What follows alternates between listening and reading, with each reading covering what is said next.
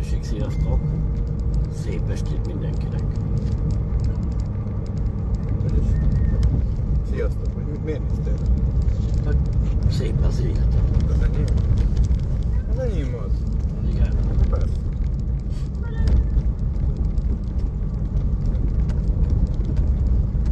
Kijött? Az enyém gyönyörű.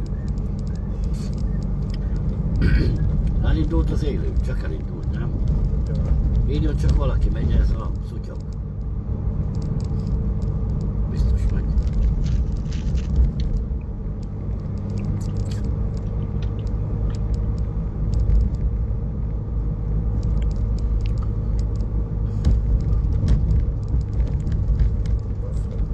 Tessék, lassan megy. Most csak a távokat visszük ki, nem? Aha, kiviszünk. Rakunk le kutyakaját oda. Aha. Edelényhez kell, edelény mellé kell mennünk, nem? Igen. Na csak azért csinálok élőt, mert ugye most még kipakoltuk a kutyusokat Ágotánál, az idéglenesünknél. Ugye beleolvastam egy-két kommentbe a kiskutyáknak a videójánál. Én jó emlékeztem, hogy 4-en voltak ezek a kölykök, a bácalók, meg nem tudom hol, küldték is nekem már ezt a posztot, de majd vissza fogom keresni, hogy ki küldte.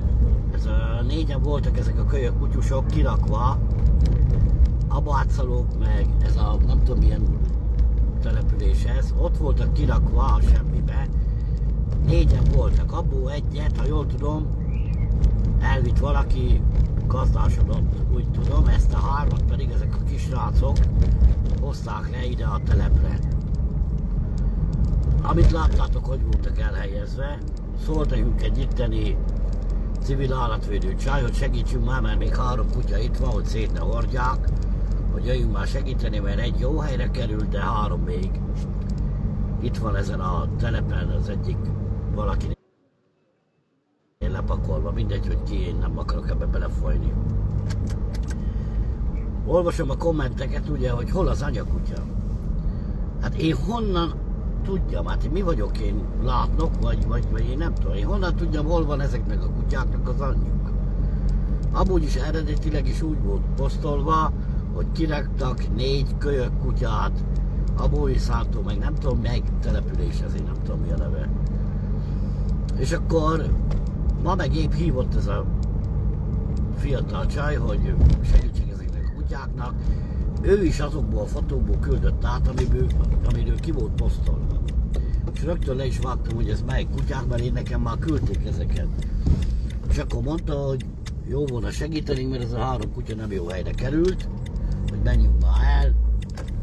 Nem részletezem nektek, hogy mi mentünk oda, mert ugye más nem megy, mert